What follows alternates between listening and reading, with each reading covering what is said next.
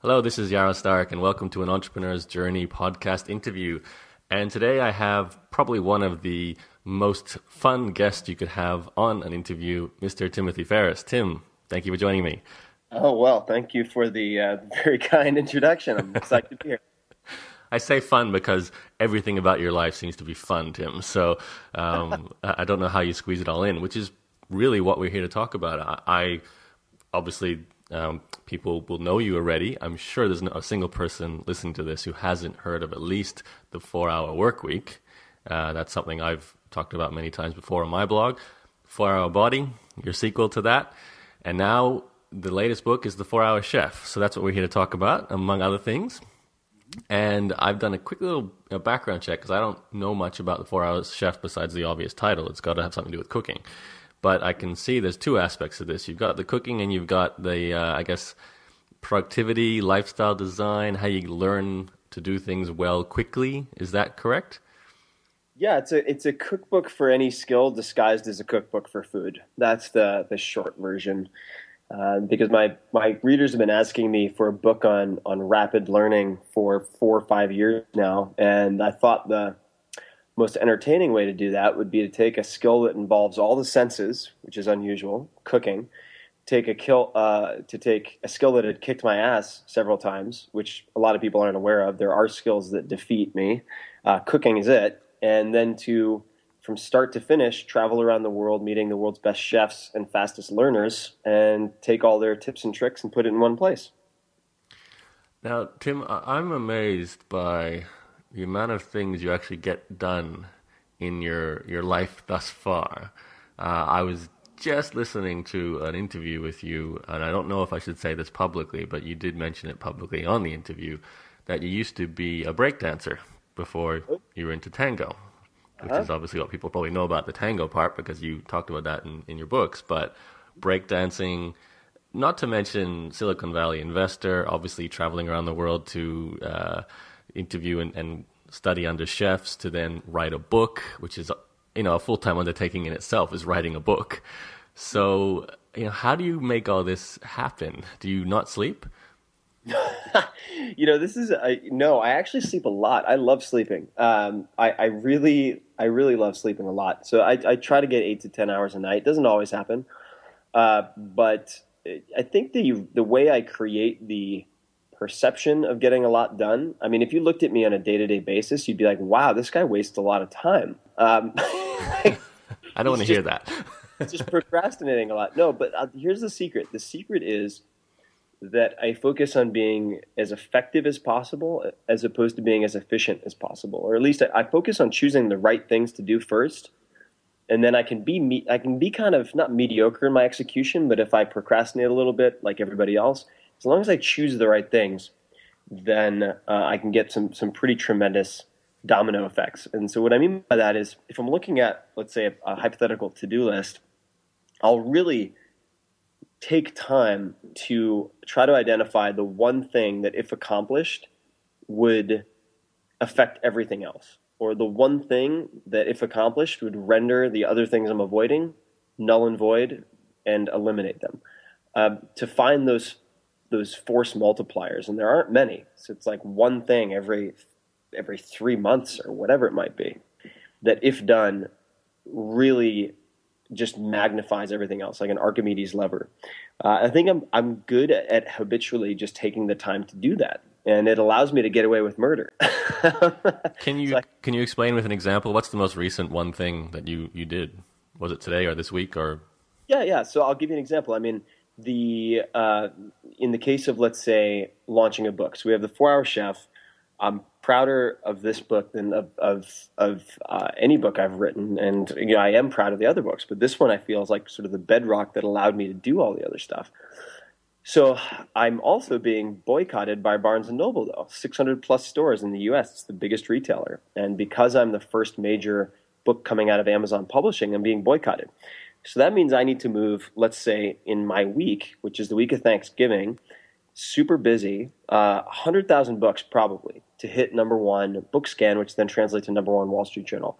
New York Times is fickle, so I might not even hit the New York Times, regardless of how many copies I sell, because of the retail boycott. But So I need to look at the critical few things that will allow me to multiply the number of sales, right? So I'll be doing, so one of those, which I'll be doing, is is a competition where I can turn my most devout readers and most capable readers into resellers of the book, where they can sell, let's say, 3-book packages, 30-book packages, 100-book packages, etc., and then be placed on a leaderboard where I can select the most effective and have them, fly them from anywhere in the world to San Francisco for 2 full days with me or something. Who knows? I haven't figured out all the details, but I know that if I execute that campaign effectively, it should have the potential to move, between 10 and 30,000 books, and that's a moving the needle type of endeavor, right? So if I have then another 1,000 things that I could do to promote the book, and let's face it, like there are 1,000 things you could do to promote a book, and there are at least 100 of them that are pretty attractive. But I will sort of rank them in order next to that one critical campaign, that one critical initiative, which is this group selling. So that would be a good example. Okay.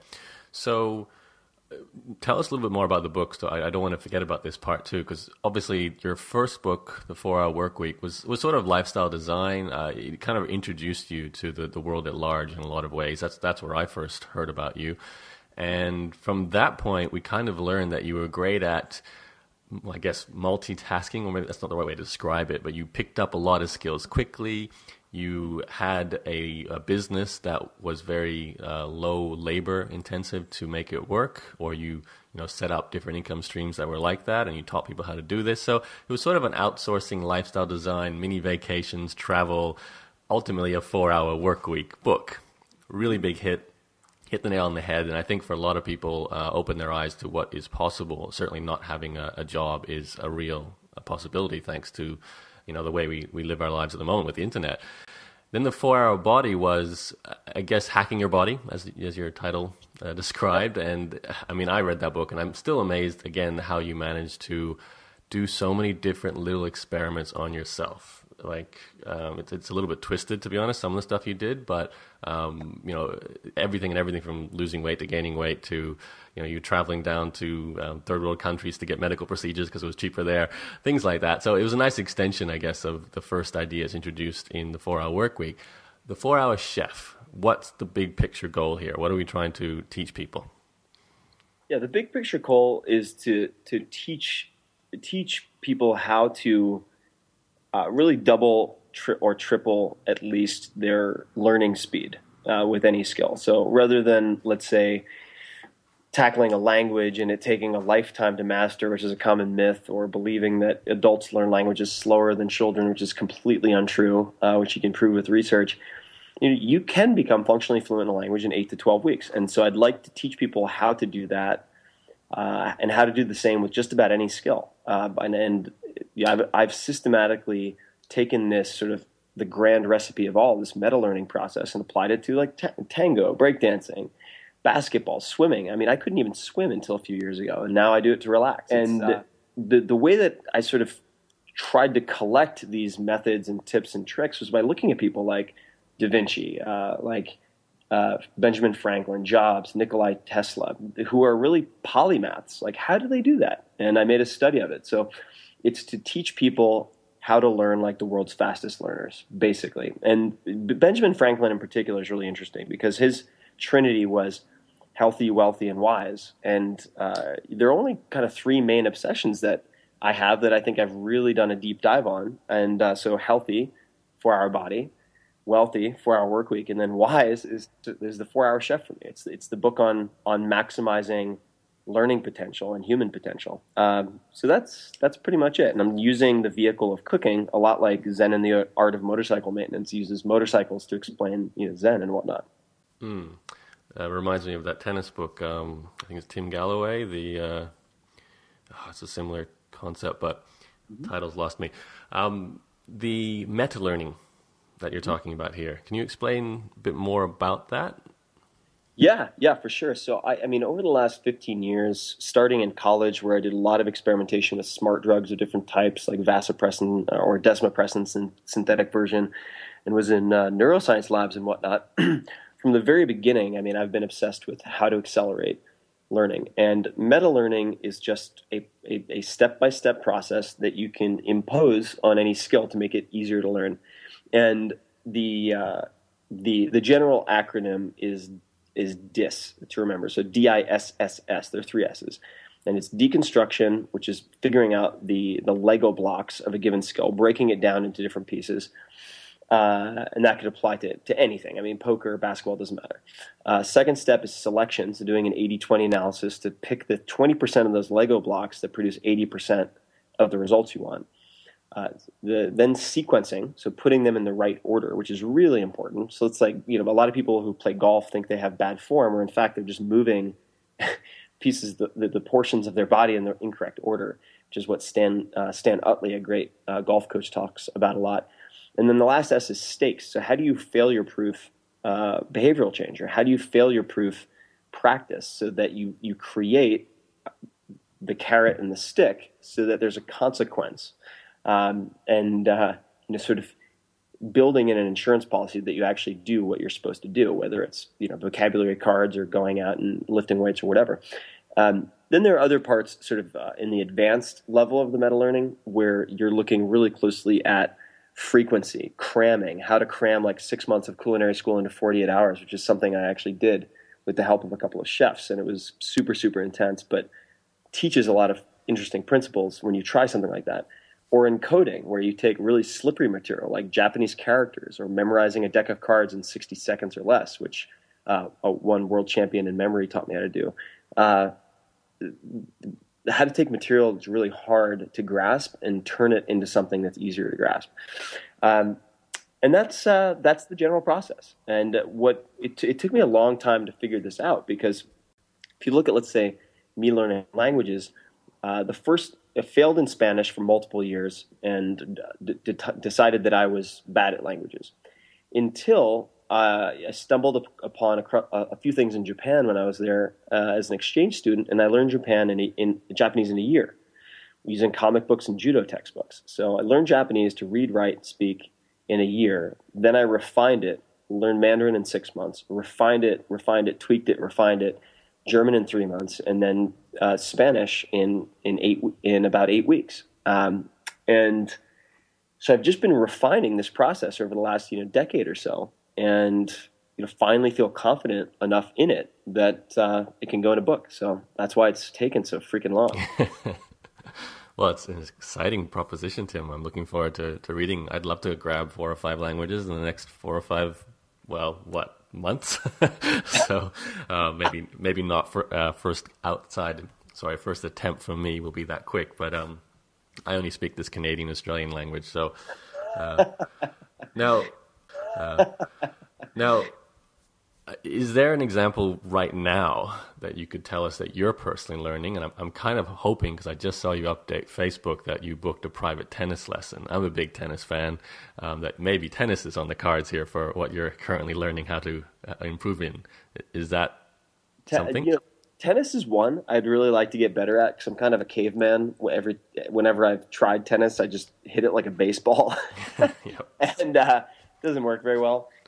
So tennis is one I absolutely am going to take. I'm going to dabble with it, try it out, see if I enjoy deconstructing tennis, and if I do, I'll definitely stick with it. Surfing and Indonesian, actually, Bahasa Indonesian and surfing, I'm very interested in, because I could potentially do both at the same time if I go to Indonesia. So those are 2 on the horizon for me, for sure. And what I would emphasize is that when people see my bio, they think that I've had this, incredible life, start to finish, amassing all these incredible skills, and it's just not really true. Like, it's about 80% of it's in the last few years, and it's because I've settled on this process for acquiring all this stuff.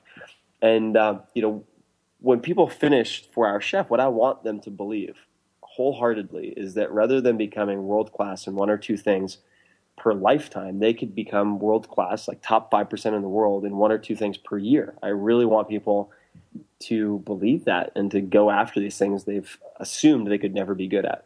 And, whether it's playing the guitar or who the hell knows, anything. Anyway, I get super passionate about this.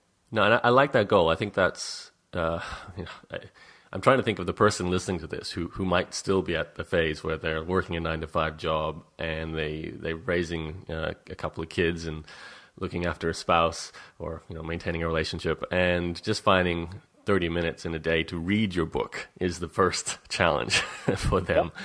Which seems quite distant from the idea of mastering, 1 or 2 skills a year. I guess I want to know the answer to 2 questions, Tim. Like that, to answer the question for the person I just described, is there a process you would suggest they go through? Maybe even read your books in order is the way to do this. Sort out the money, sort out the body, and then sort out the wisdom. For that person listening to us. And I'm also curious to know what an average day in your life actually is now, when you get up and what you have for breakfast, and what do you get on the phone and talk about Silicon Valley deals you're doing, and or are you hopping on a plane to go learn surfing in Bali where you can learn the language as well? Like, how does a day in the life of Tim Ferriss go? Oh, man. Well, let me answer those in order. So I think that for the good news, for somebody who only has 30 minutes a day, the good news is I always recommend, no matter how ambitious someone is that they start with the smallest possible change that creates a big impact that they'll actually do. So for fat loss, for instance, 30 grams of protein within 30 minutes of waking up. Just have a shake. You have 100 pounds to lose, do not start with going to the gym.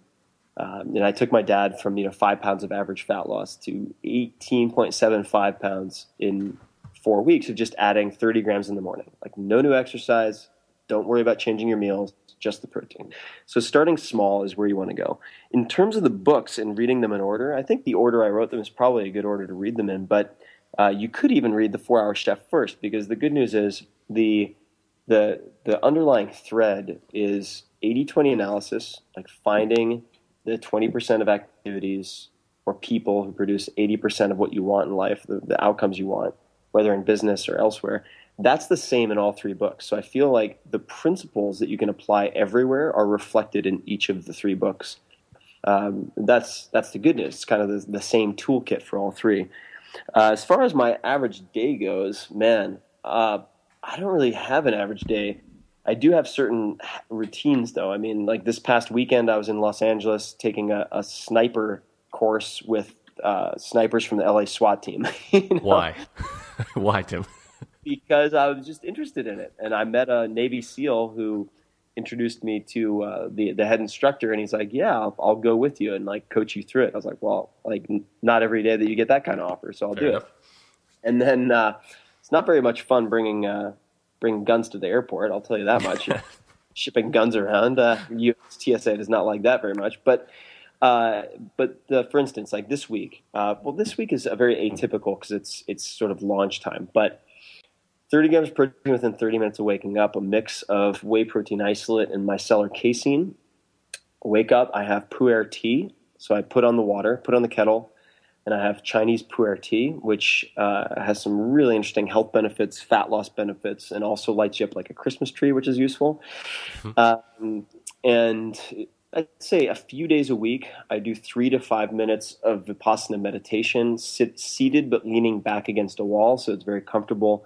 And I listen to one music track, and I use that as my state cue. So I'll just listen to one track, super short, 3 to 5 minutes, focusing on breathing. That's it. And then for this week, I tend to batch tasks on a daily or weekly basis. So rather than trying to do like phone calls for half of the day, emails for a quarter of the day, and then a quarter of the day doing A, B, C, D, and E, I really try to do like today, all day phone calls. That's it. It's been all day phone calls. And then other days, for instance, Fridays, I try to reserve for all of my in-person meetings, like catching up with people, lunches, drinks, happy hour, breakfast, whatever. I try to do all my in-person stuff on the same day. And I find the cognitive cost of task switching is really minimized that way. And you can just be in the zone for a longer period of time because your brain gets in the flow of doing one type of thing. And then typically at night, I will use...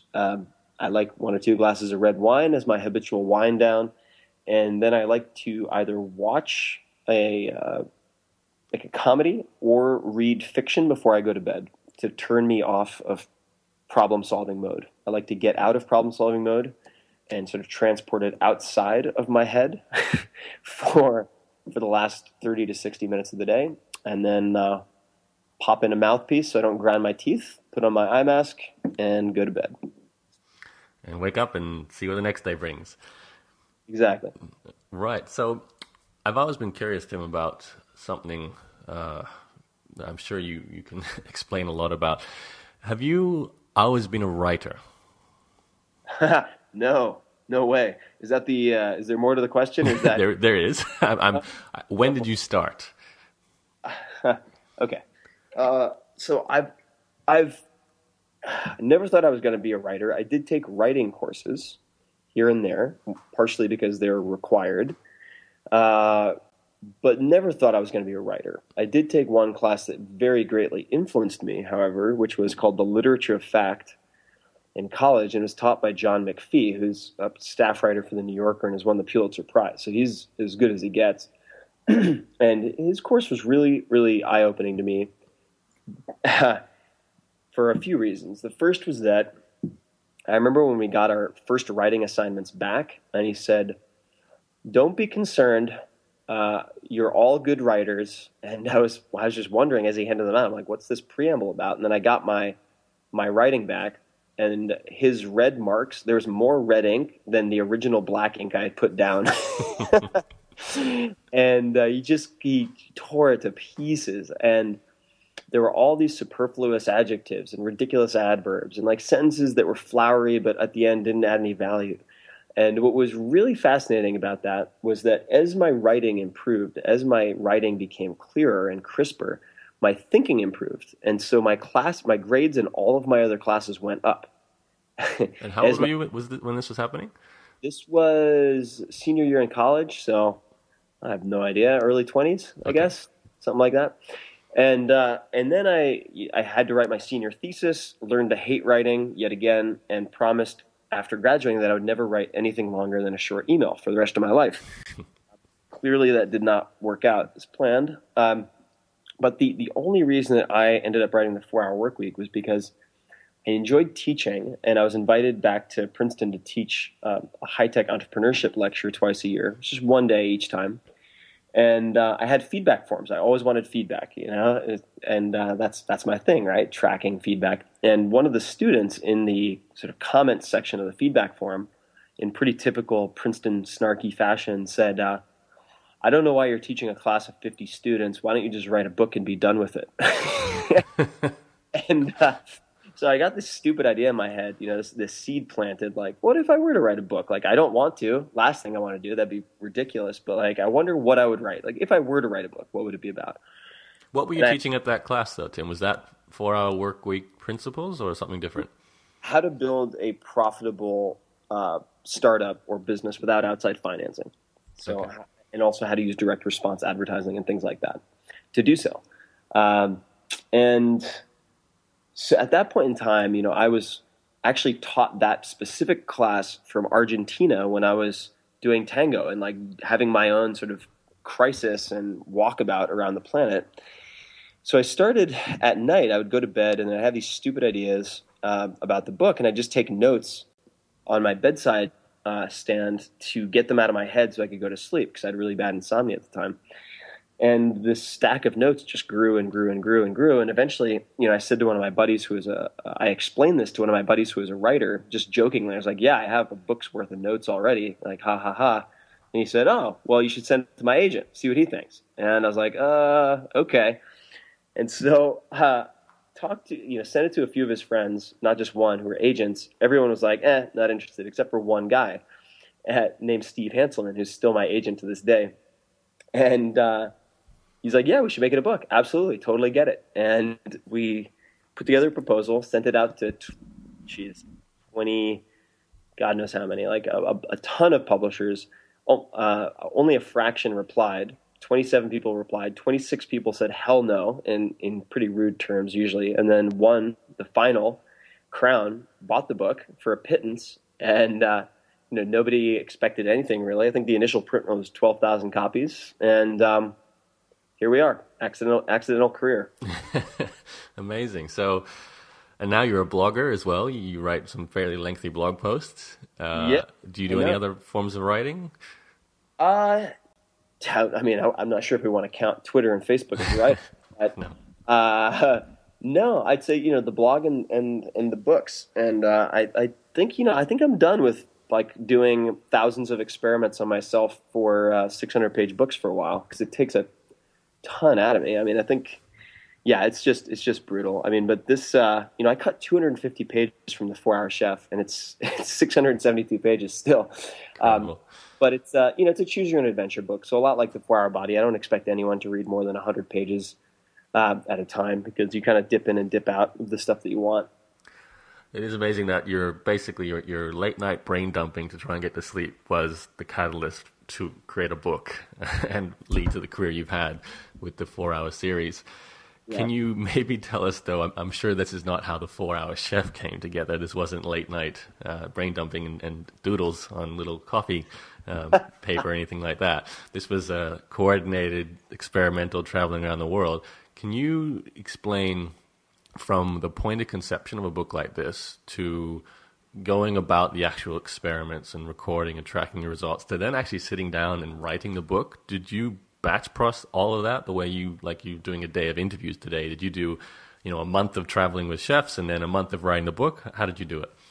Yeah, I did it mostly that way. One catastrophe that hit me, which really screwed up my plans, was my right-hand man, like my COO, right in the middle of the process, had a bunch of family crises and had to stop working, basically. And so my shield against the outside world, which was allowing me to focus on the book, disappeared. And that was a total disaster. So I really had to get good at time management and organization to an extent that was like multiple magnitudes of order beyond anything I'd done before. Total disaster. I mean, definitely, I had not been to like the breaking point since like 2000, and this project definitely took me there. And I think some of my best work came out of it as a result. But the short answer is, the book idea crystallized when a few things happened simultaneously. Number one, I really did want to write a book on learning, but I was looking for the most entertaining context to do that through. A good friend of mine also around the same time said, it would be really fun, because these other books, like you go out, you try everything, you learn everything, and then you tell people. He's like, what would be really fun for your readers is to see you start from total idiot in a skill, ground zero, clumsy and totally terrible, and then walk them through the process of getting good at it. And then these all happened at the same time. I was also around that time feeling this very acute like digital malaise where I wanted to start building things with my hands. I just like closing the laptop and having done stuff virtually just wasn't enough. I wanted to build something like a birdhouse or whatever, but it was inconvenient to like go to a woodworking shop. And then I watched my girlfriend, who learned to cook while watching her grandmother cooking, and I was like, wow, well, I eat 3 times a day. Cooking has kicked my ass many times. Maybe I should try cooking. And, all of these things happened simultaneously, and that's how the idea started to come together. When was this? It's about a couple of years ago, Tim, or 2 years ago? Right. Probably 2 years ago. And the other thing that was happening is, people who were on the 4-Hour Body were like, oh, I'm bored with this, and this. Like, I need other types of foods. I'm really bored of eating like canned beans every day. And so I was like, well, what if I could make a cookbook that was actually a book on learning, where all the recipes are slow carb compliant, but nobody will know because they're amazing and you never be hungry, except for the cheat meals. Those are epic, but that's a separate story. And like, what if I could wrap it all into one? And that was like 1.5 years, 2 years ago. And then sold the book to Amazon Publishing, which was a first, and the front of the New York Times and everything. And that was quite a process because Amazon was just getting into obviously publishing, so it was a big risk. But my feeling was, I've done the traditional thing twice. I'd like to try something new. Like I'd like to experiment. And then the actual writing process was very different from the first book. So now I have tools and organization that I just didn't have that time around. So now I use Evernote, the application Evernote, for almost all of my research and gathering all of the bits and pieces. I use for any design elements or capturing visual inspiration or anything like that. I also use Evernote, but In addition to that, for interacting with my teams, that was a huge headache with the last two books, was all the email and the Word documents and terrible. So Evernote, then I use to write. I write in a program called Scrivener, which is usually used by screenwriters and novelists, but it's great. It allows me to have all of my documents in one view, so I'm not like opening all these different windows in Word and having it crash and all that crap. So Scrivener. Then for any kind of design feedback, because this book has more than 1,500 photos in it, I use Sketch for screenshots where I can just point out things I want to move around or change. And then I use ScreenFlow. So ScreenFlow allows me to just take video of my screen as I talk over it with video or without video. And that saves dozens of hours. And the heartbeat of all this, I have two main home bases for all of this stuff that I just mentioned. So one is Dropbox. So I'll put like all the videos, all the screenshots, everything into Dropbox so that people can download them at their leisure and they're all centralized. And then for communication, rather than relying on email, I use Basecamp.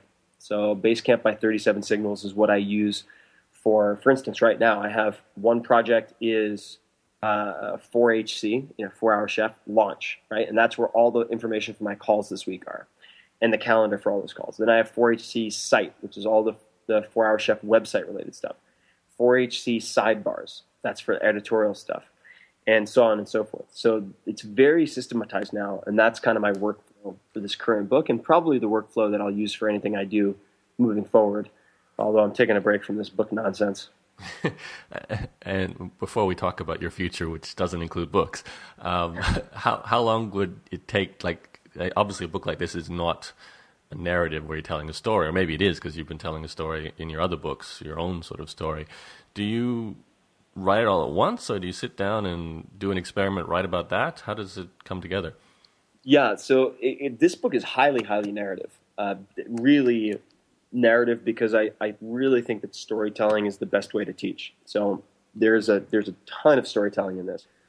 And the way that I write it is typically getting notes from anything handwritten to digital as quickly as possible. So typically I'll take my notes by hand, then I'll go through and I'll highlight the pieces that I think are interesting. I will number those, and then in the order that I think they should appear in a given section, and then I'll put them into something like Evernote, for instance. I do find that I write best between 10... Okay, I find that all of my friends who write consistently and put out a decent amount of content that's good write best between 10 p.m. and 8 a.m. So they either go to bed really late or they wake up really early. And I think that's really simple to explain. I think it's because it's easiest to concentrate when the rest of the world is freaking asleep or it's not on the internet, like knocking on your door. So I write best, I synthesize best after 10 p.m.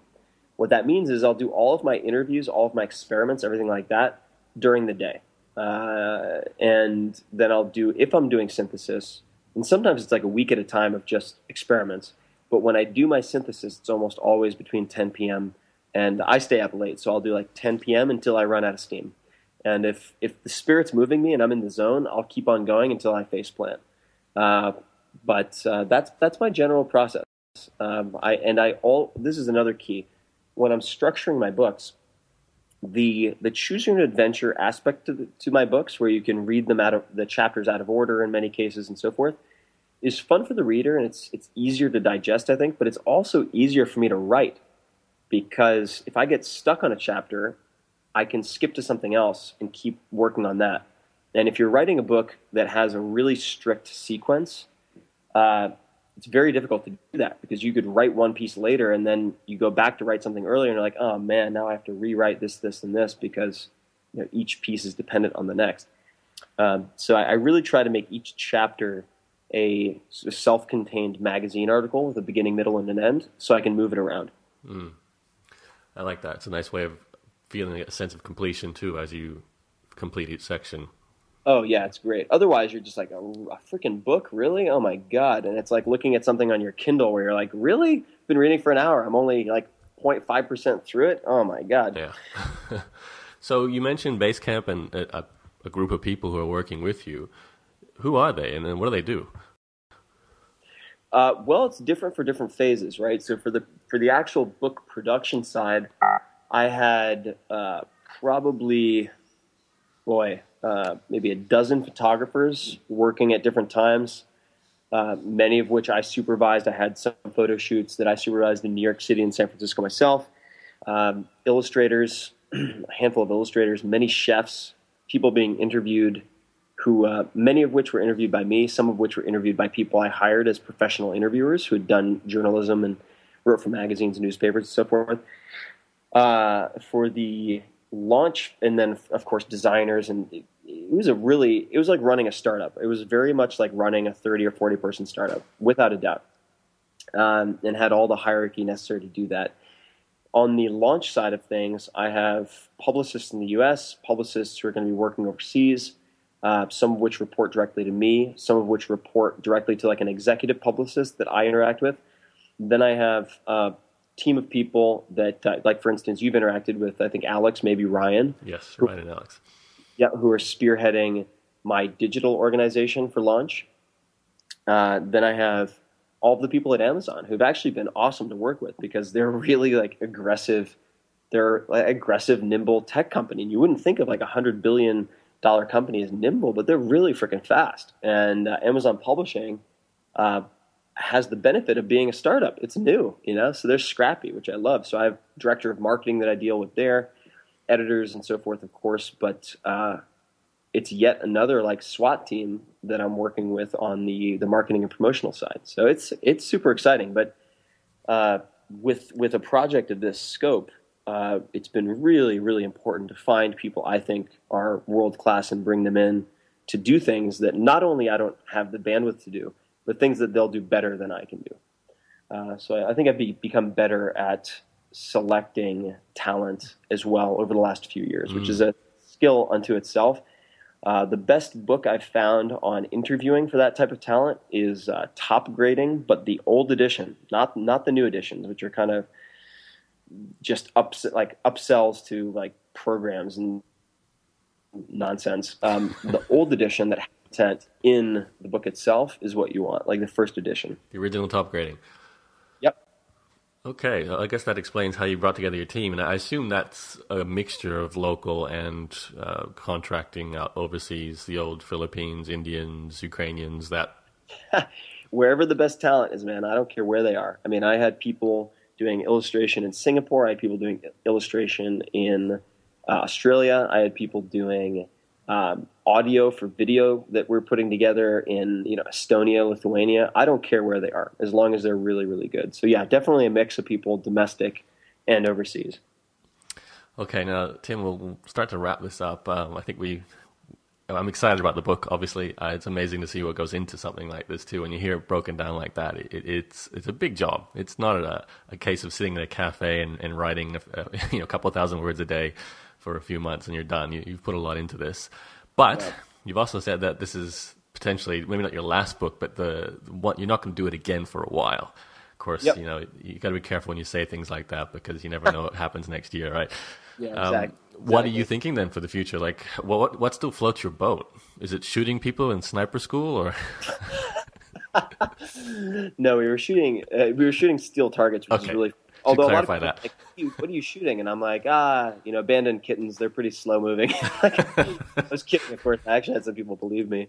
It's like my IQ test. But the what I'm really excited about, honestly, is teaching. And books are just one method of teaching. So I'm 35. I think I don't have too many years left of this, like running around doing crazy, ridiculous stuff to myself. Once I have a family, I'm not going to want to do all the extreme human guinea pig stuff because it's just, it's too much. And I do all that pushing the envelope so my readers don't have to, but I would still like to do some. And so I really want to experiment with television and video and the visual medium. So I could see TV or some type of episodic teaching with crazy experiments and environments and settings as my next step. I think I'd really enjoy that. And, the idea, because I've done some TV in the past, and the idea of just being able to film an entire season in 2 months and to have the entire year to look forward to that stuff, and to have teams who are working on post-production, so I'm not like reading my own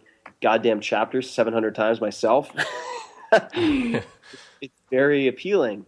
And certainly, before I'm not willing to take some of these physical risks and, jump off buildings or whatever, I'd like to capture that. It'd be kind of fun to have a diary of that stuff. So we'll see, but that's where I'm leaning.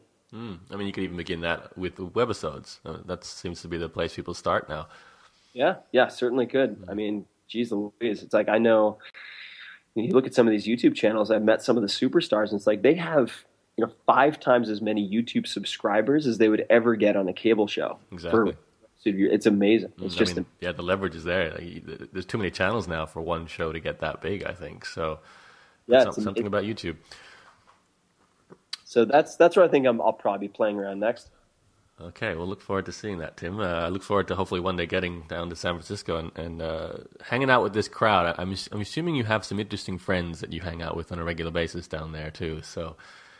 Oh yeah, they make me look like decaf. I mean, what's funny is like when I hear people say like, "Oh man, you're so intense and you seem so productive," I'm like, "You should meet my friends." Like I'm purely a product of my peer group. They make me look like the laziest, most disorganized guy you can imagine. So it's a good crew out here. You should definitely come and hang out, have some wine and some good food. All right. So to wrap it up, Tim, obviously 4 Hour Chef. Where is the best place to get info about that? Yeah, 4 Hour Chef, certainly, I mean, Amazon's going to be the cheapest place to get it, probably. Definitely designed it to be most, like, the optimal experience in print, although the digital will be great. Like, I kind of planned it by 2-page spreads. But 4hourchef.com will have all sorts of goodies on it. And then one offer for people if they're interested. If they buy 3 copies of the book, it is the ultimate holiday book. I feel very comfortable saying that because I killed myself to make it that.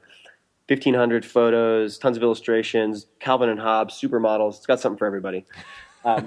So Calvin and Hobbes supermodels, are those 2 separate things, or? Yeah, those are 2 separate. Okay. But if you get 3 copies of the print book, 2 for gifts, just send the Amazon receipt to 3books@4hourchef.com. So the number 3 books spelled out, obviously, at 4, the number 4, hourchef.com. And I will invite you to an exclusive 1 to 2 hour Q&A, live Q&A with me the week after launch. And I'll grab a bottle of wine. You can ask me anything that you want. So if you get 3 books, there's that as well. But either way, this is I want people to at least start pushing a little bit on the things that they've held off on trying to learn. Because there are adventures to be had. And you're doing them all at the same time, so it's inspiring, to say the least. I'll put the links to clarify those details along with the blog post that goes with this podcast and the transcript as well. Tim, that's it. Any last words before we say goodbye? Any last words? Maybe not say last words. I'm sure we'll talk again, but for this session. No, what I would say is just, and this sounds morbid, but this is part of the reason why I really do. I don't have any problem with hard work as long as it's applied to the right things. And I think that's clear if you read the 4 Hour Workweek. And like the reason that I bleed out my eyeballs for a book like the 4 Hour Chef, and this was really a brutal process to put this thing together, but it's because I've had some of my friends pass away in the last few years, whether through accidents or sickness, and it's like life is short. And I think that the most incredible force multiplier that you can possibly have is by like doubling or tripling your learning potential, and that's something you can pass on to your kids and everything. So it sounds kind of somber, kind of serious, but it's legitimate. And so I just encourage people, to take life seriously. It's non-renewable. So at least as far as we know. So and that would be the comment. And I think you'd be the first person to agree that just because you pass 30 or 40 or 50 doesn't mean your learning capacity decreases, right? Not at all. And actually, you look at, I can prove that adults learn languages faster than kids. And plus, it's like, talk to any 3-year-old. Like their English is not so hot. Like you can do a lot better. So you absolutely can tackle anything. I mean, Colonel Sanders started Kentucky Fried Chicken when he was like 60 years old. So it's never too late to get started. Fantastic. So 4hourchef.com is the place to get information about the book. It'll be at Amazon, and it'll be all over the web when this goes out too, no doubt, because you're a fantastic online marketer when it comes to doing a launch like this, Tim. So I look forward to reading the book, and thanks for spending a bit of time talking about it here with me today. Yeah, this is great, man. Thanks so much for taking the time. And if you'd like to grab the details that went with this podcast and all my other shows, you can go to entrepreneurs-journey.com or Google my name, Yaro, Y-A-R-O. Thanks for listening, and I'll talk to you soon. Bye-bye.